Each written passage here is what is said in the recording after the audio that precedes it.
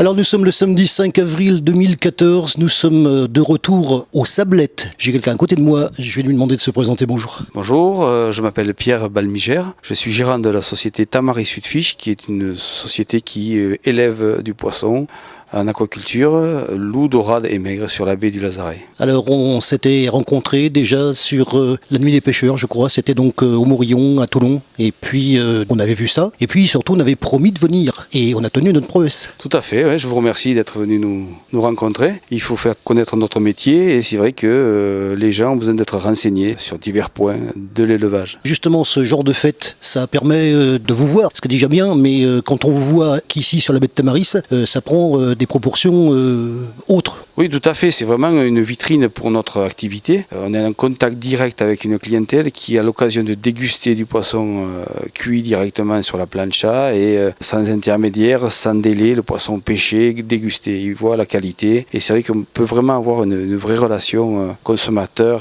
et producteur. Ici, nous sommes pas loin d'ailleurs de l'embarcadère du bateau, donc des Sablettes, on est pratiquement juste à côté. Mais juste avant de faire cette interview, on a donc été ailleurs. Où on a été et qu'est-ce qu'on nous a montré? Nous sommes allés donc sur une ferme aquacole qui est, se situe au milieu de la baie. Le principe de structure de ces fermes est basé sur le principe des parcs à moules, des tables, ce sont sur pilotis. Sur ces fermes-là, on peut élever donc entre 20 et 30 tonnes pour les petites entreprises et un peu plus pour les deux autres qui sont un peu plus grosses. Ce sont des cabanes qui ont une entité, qui sont très originales sur leur coloris, sur leur forme, qui sont très appréciées par les touristes pour leur qualité, je dirais, esthétique. Il y a un côté pratique, en ce sens que nous pouvons stocker l'aliment, le matériel, avoir un point de garde et également pratiquer l'élevage. Alors justement, donc on a vu tous ces enclos, on peut les appeler comme ça. Ça représente combien de surface déjà? On a une surface d'élevage de 1800 m², avec sur une zone qui appartient à l'État, sur une concession marine de 50 arts, c'est-à-dire 5000 m². Donc il y a encore la possibilité de développer, mais nous nous sommes restreints d'avoir une quantité moindre justement pour éviter la pollution de la baie et les problèmes qui peuvent générer si on a des productions trop importantes. Alors les poissons élevés, puisqu'on les a vus, de temps en temps on nous les a montrés, mais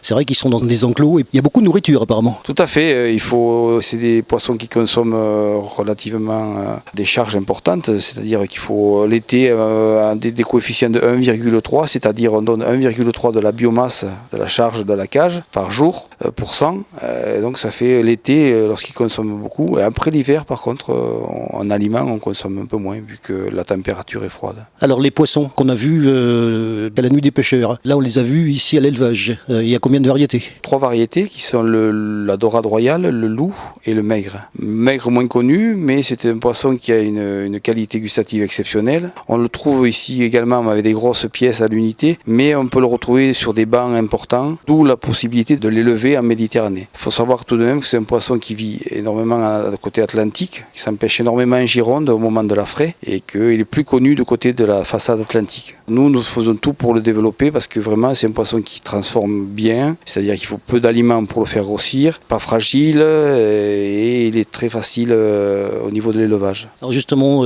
ça ressemble à quoi? C'est un poisson qui c'est la famille des ombrines, donc c'est un poisson qui est assez long, qui ressemblerait au loup, je dirais, sur sa forme, plus qu'à la dorade, qui est elle un peu plus plate. C'est une famille de poissons différents, mais qui est assez connu. Avant de parler des volumes, comment ça se passe au niveau de la vente en général? Au niveau de la vente, nous avons mis en place une structure de vente à terre avec sur une concession, dans la concession mythilicole, une concession de culture marine. Nous avons pu, grâce aux mythiculteurs présents, la possibilité d'avoir une petite zone dense masse dans laquelle nous transformons le poisson. Le poisson arrive donc pêché le jour même, il est mis en glace, ensuite il est éviscéré, mis sous vide et distribué sur les AMAP. C'est un réseau que nous distribuons et également sur des points de vente, des groupements de producteurs dans lesquels nous sommes coopérateurs. Il y a une vente ici aussi? Il y a une vente qui se fait, une petite boutique que nous avons ouverte depuis peu, qui est ouverte le matin, dans laquelle nous vendons nos poissons et également quelques coquillages. Mais notre activité principale restant le poisson quand même. Alors on continue avec justement la méthode d'élevage. Donc nous avons pris parti depuis 4-5 ans d'élever nos poissons avec une alimentation bio aux 2 tiers de la croissance, c'est-à-dire que le premier tiers peut être en traditionnel, mais les 2 tiers laitières doivent être élevées avec un aliment bio. Nous avons mis en place également avec les coopérateurs la possibilité de labelliser la baie. Ce serait un plus économique bien sûr pour justement faire comprendre aux gens que nous ne sommes pas des gens qui polluons, mais justement nous avons conscience des fonds marins et de préserver une qualité écologique de la baie, sachant que c'est un être vivant et il faut préserver donc cette zone qui est assez fragile. Il y a un truc dont on n'a même pas parlé, c'est le goût. Et j'imagine que s'il y a des gens qui viennent et qui reviennent, c'est qu'il y a un goût particulier. La qualité gustative de nos poissons, c'est vrai, reconnue par le fait qu'on préserve son bien-être naturel et elle a un cycle naturel d'élevage, c'est-à-dire que l'hiver, nos poissons ne sont pas gavés ni surnourris et au contraire, ils ont tendance à maigrir ou à rester tels que, parce que la température de l'eau est basse et ils ne grossissent pas. Donc ce calme qui n'existe pas ailleurs, puisqu'on les nourrit tout le temps dans les autres pays toute l'année, ce calme nous permet d'avoir un jeûne, je dirais, de quelques mois qui fait que le poisson, au moment du printemps, repart sur une dynamique logique de croissance et non sur un stress de surnourrissage, quoi. On va parler d'une coopérative ici, parce que c'est vrai que je tiens à dire que là on a fait de la visite, à la fois donc du local ici de vente, mais donc on revient du lieu d'élevage. Mais avant, je tiens à dire que j'ai fait un petit repérage et j'ai été donc reçu par des gens ici. Je voudrais d'ailleurs souligner la qualité de l'accueil que j'ai reçu auprès de cette coopérative. La moindre des choses, c'est d'abord en parler et puis j'espère qu'on aura l'occasion de les revoir aussi. Oui, tout à fait. Vous allez pouvoir rencontrer son président, M. Olivier Otto, et puis c'est fait, hein. C'est fait, tant mieux. C'est vrai que la coopérative, c'est un support économique important pour nous. C'est la possibilité de conditionner de manière intéressante avec des machines à glace, avec des frigos, de travailler en coopérative donc et d'avoir moins de charges personnelles. Nous sommes 3 ou 4 entreprises à adhérer à cette coopérative. C'est vraiment un outil très très intéressant, quoi. J'imagine la réponse quand même faire, mais je vais poser la question. Comment ça se passe entre vous ?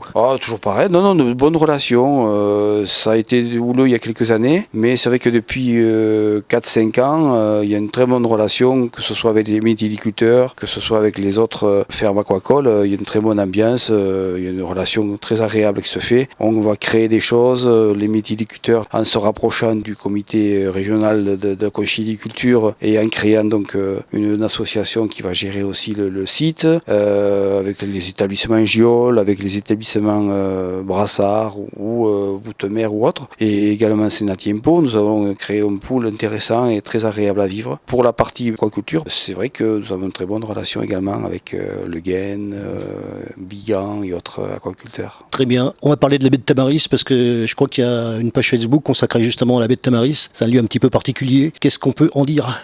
C'est une baie exceptionnelle. Je dirais que Michel Pacha l'avait senti puisqu'il avait intégré des tas de bâtiments de qualité esthétique exceptionnelle et puis il a attiré les touristes du monde entier, beaucoup d'anglais bien sûr. C'est une baie abritée du Mistral qui permet donc un élevage, je dirais, sain.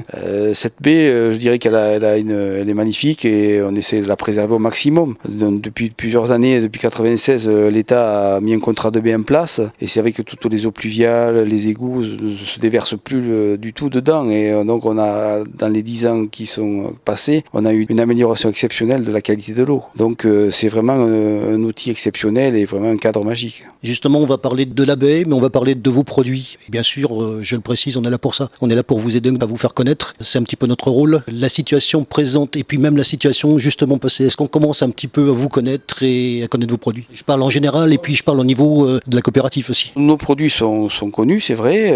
Toutefois, on a du mal à les valoriser. Il faut vraiment se déplacer, aller chercher les clients relativement loin pour pouvoir les valoriser de manière intéressante. On a une concurrence quand même qui est internationale, il ne faut pas le nier, qui est grecque, turque, espagnole et autres. C'est vrai qu'il faut, on est obligé de se battre sur la qualité de nos produits et sur la fraîcheur, sachant qu'on peut livrer en 24-48 heures maximum. Donc c'est pas facile d'avoir une marge suffisante pour vivre, mais on s'accroche, on essaye de trouver des niches, des restaurants, des points de production, des coopératives, des endroits où on peut valoriser et vendre nos produits de manière plus intéressante. On revient sur la visite qu'on a fait donc à la ferme. C'est quand même particulier. Qu'est-ce qu'on fait dans cette ferme comme travail ? Ça consiste en quoi les journées ?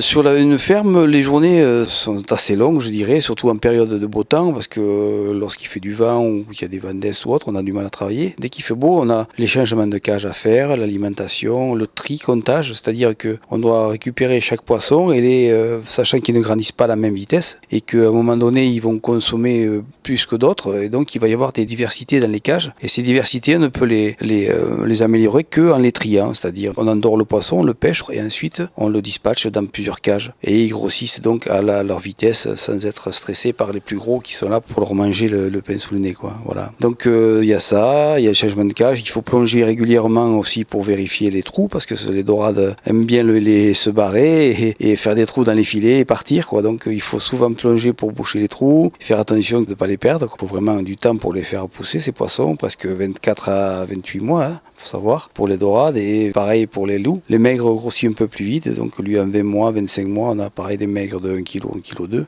Ces durées-là nous impliquent des plongées fréquentes, faire attention, et souvent on a des petits accidents. On retrouve sur la baie des poissons qui sortent. Et donc justement les petits poissons, ils arrivent d'où? Alors les petits poissons s'appellent des alevins. Les alevins arrivent donc de sociétés qui se situent une à Metz, par exemple. Vous avez les poissons du soleil qui font entre 8 et 10 millions d'alevins et qui distribuent dans toute l'Europe ces petits alevins. Ils sont transportés en camion dans des citernes d'eau, et ensuite avec des radeaux nous allons les récupérer en bord de mer, puis nous les ramenons très doucement pour pas les stresser dans nos cages où ils font entre 2 et 3 grammes jusqu'à 10 grammes. Tout dépend du choix que l'on fait dans l'alevin. Donc c'est vrai qu'on ne peut pas élever nous-mêmes ces petits alevins parce qu'il faut faire des sélections de géniteurs pendant 5 ans, il faut des grands bassins en circuit fermé. Donc ce sont vraiment les entreprises de niveau industriel et international qui ont pris le marché, et on est obligé de passer par eux pour récupérer des petits alevins. Très bien, je crois qu'on a fait le tour. Je repasserai bien sûr voir la coopérative. Merci déjà de m'avoir reçu parce qu'on avait promis de venir, on a tenu cette promesse. Oui, je vous remercie d'être venu et merci de parler de notre profession qui n'est pas facile. Puis ça permettra au point de vente de se faire connaître, j'espère, et que les gens viendront